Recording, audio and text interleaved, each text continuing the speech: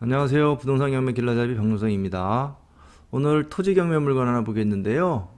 토지는 양주시에 있는 토지인데요. 이 토지 물건의 특징은요. 지금 감정가 대비 많이 빠졌는데 실제 이 토지의 공시지가를 보니까요. 공시지가는 1억이 넘습니다. 자, 공시지가를 볼까요? 여기 보면 공시지가는 36만 8,600원입니다. 이게 토지 면적은 278평방미터고요. 자, 그러면 36만 8,600원 곱하기 278평방미터는 자, 공시지가 금액이 1억 247만 800원입니다. 그래서 공시지가가 1억이 넘는데 거의 5배 가량 밑으로 떨어졌어요. 자, 그래서 이 물건이 한번 좀 보겠습니다. 양주시 남면 신산리 278-1, 그 다음에 278 두 필지입니다. 278-1번지와 278 두 필지가 되겠고요. 감정 금액은 1억 1286만 8천원, 최저 금액은 2710만 원입니다. 사진을 보니까요. 지금 매각 대상 토지는 두 필지인데요. 요건 매각 제외인 건물이 있습니다. 이 지상에 건물이 이렇게 건물이 있는 상태고요. 사진을 보니까 이렇게 생긴 건물이네요.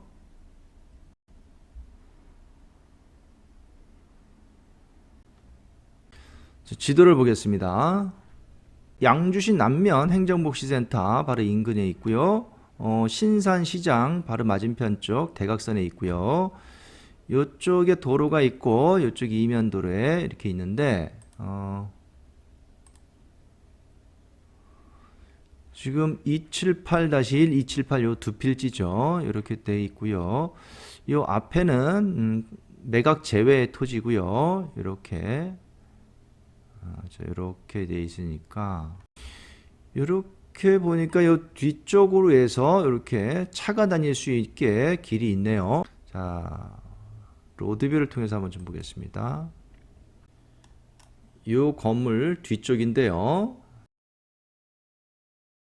좀 같이 보면 자, 여기에 있는 건데요. 이쪽으로 확대를 해보면 자, 이 건물 요 건물을 깔고 앉은 토지네요. 예. 매각 물건 명세서를 보겠습니다.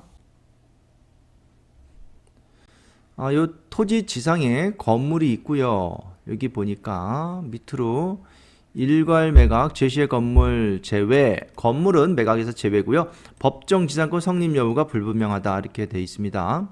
목록 1, 2, 이 토지죠. 지목은 전이나 현황 대지다. 그렇죠. 지금 여기는 지목은 전으로 되어 있는데요. 매각 대상은 이 두 필지입니다. 신산이 278-1, 신산이 278-2 필지고요. 지목은 전으로 되어 있는데 사실상 대지죠. 건물이 지어져 있고요. 이 건물은 미등기 상태인 건물이고요. 여기 건물에 보니까 여기 그 전입이 되어 있는 사람들이 있어요. 전입 임차인들이 이렇게 있습니다.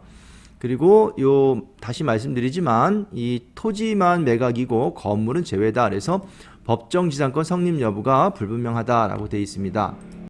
자, 여기 해당 토지를 좀 더 확대해서 보겠습니다.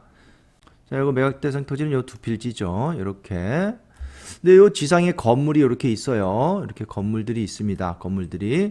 근데 요 건물이 만약에 법정 지상권이 성립한다 그러면 이 토지는 사용상의 제한이 있죠. 그래서 사실상 법정 지상권이 성립하게 되면 이 토지에 대해서는 건물에 대해서 사용을 승낙해 줘야 되고 다만 지료만 받을 수가 있습니다. 만약에 이 건물에 법정 지상권이 성립하지 않는다면 건물을 철거시킬 수 있죠. 건물을 철거시킬 수 있고 이 토지를 내가 마음대로 활용할 수가 있습니다.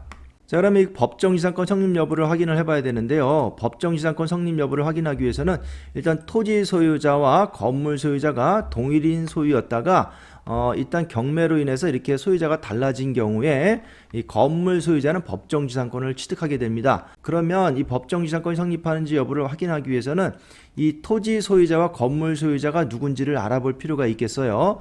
일단은 토지 소유자는 토지 등기부 상의 소유자는 여기에 있는 유상미 씨가 되겠고요. 건물 소유자를 확인해 보려고 하니까 이 건물 등기부 등본을 확인해 보면 되겠죠. 그러나 이 건물이 등기가 되어 있지 않은 미등기 건물입니다. 그래서 현재 등기상의 소유자가 확인할 수 없고요. 등기부등본이 없다라면 건축물 대장을 한번 확인해 보셔서 건축물 대장의 소유자가 누군지를 확인해 보시면 되는데 이것도 건축물 대장이 없습니다. 그래서 누구의 소유인지 확인은 어렵고요. 이거는 현장에 탐문을 하셔서 소유자가 누군지 확인할 필요가 있겠습니다. 그리고 이 동일인 소유 여부는 언제를 기준으로 하냐면요. 지금 이 강제 경매죠. 여기는 이 강제 경매의 경우는요. 강제 경매 기입 등기, 경매 개시 결정 등기 기준으로 건물 소유자와 토지 소유자의 동일인 소유 여부를 판단합니다. 그러면 여기 2021년 12월 22일 강제 경매 개시 결정 등기 요 당시에 건물 소유자와 토지 소유자가 동일인이었다면 이 건물은 법정 지상권이 성립할 수 있습니다. 그런데 등기부상에 보니까요, 이 유상미 씨가 2015년도에 경매를 취득했습니다. 그리고 그 당시에 경매 사건을 한번 좀 보겠습니다. 현재 소유자가 이 당시에 경매를 취득했는데요. 이때도 똑같이 이렇게 경매가 나왔는데 그때 6,158만 원에 단독으로 낙찰을 받았네요. 요 당시에 등기부등본을 또 한번 보니까요. 자, 이 당시에도 법정지상권 성립 여부를 판단해 봤어야 되는데요. 그럼 한번 판단을 해보게 되면요. 여기는 경매는요. 양주 새마을금고에서 임의경매로 해서 진행이 됐습니다.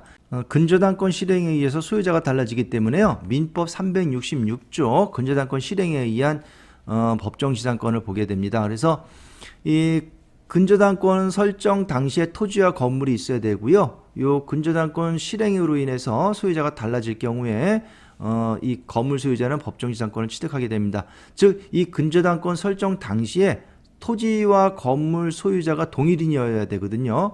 그러면 여기 양주 새마을금고 1999년 4월 28일 근저당권 설정 당시에 토지 소유자와 건물 소유자가 동일인이어야 됩니다. 그러면 동일인이었다면 이 건물은 법정지상권이 성립하게 되는 것이죠. 자, 지금 여기 다시 와서 최초의 그 근저당권 설정 당시에 토지와 건물이 동일 소유자였다 그러면 이 법정지상권이 성립할 것이고, 그 이후에 유상미 씨가 경매를 취득하고 현재 이제 또 경매로 강제 경매로 넘어갔다고 하더라도 그 법정지상권이 이미 성립한 상태였다고 하면 이 낙찰받은 토지 소유자는 법정지상권이 있는 토지를 취득하게 됩니다. 만약에 법정지상권이 성립하지 않는다라고 할 경우에는 어떻게 되나요? 자, 법정지상권이 성립하지 않는다고 할 경우 이 건물을 철거시킬 수가 있고요. 만약에 법정지상권이 성립한다고 할 경우에는 이 건물 소유자를 상대로 지료를 청구할 수가 있겠습니다. 자, 가만히 보시면 여기 공시지가가 지금 1억이 넘어요. 1억이 넘는데 감정금액도 1억 1200입니다. 여기에 대해서 법정지상권 지료를 청구한다 할 때 연 5%에서 7% 정도 보는데요. 연 5% 정도만 보더라도 대략 한 1억 1000으로 잡고요. 1억 1000에 연 5%를 치면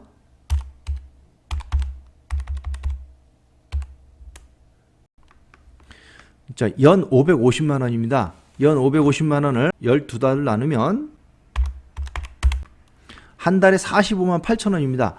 자, 그러면 만약에 이 금액으로 2710만 원 이게 낙찰받아서 한 달에 약 46만 원의 월세를 받는다면 굉장한 수익률이죠.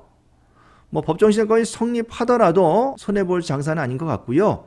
법정지상권이 성립하지 않는다면 더 큰 수익도 얻을 수 있을 거라고 봅니다.